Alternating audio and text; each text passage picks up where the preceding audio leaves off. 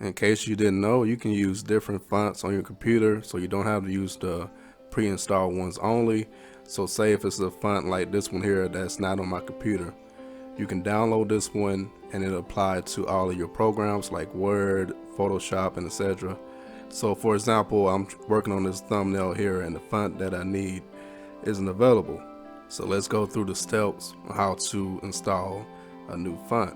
So any font that you can think of is probably someone already made online. There's different websites out there, so you can just Google search the font and put the word download next to it. There's 2 sites I recommend for downloading different fonts. I'm gonna leave those in the description box below for you, but you can use any site, but just don't use any site like this, because this isn't actually a site to download fonts. It's just to like create a font there on the website. Alright, so with this website, one of the 2 websites I recommend, the only thing to keep in mind is make sure that you don't select options like this at the top of the bottom. Those are just advertisements. They'll say stuff like download as well, just to try to trick you to click it, but just make sure you look for the legit download option. The ones that's ads, it'll say ads somewhere on it, or have like an X in the corner or something like that.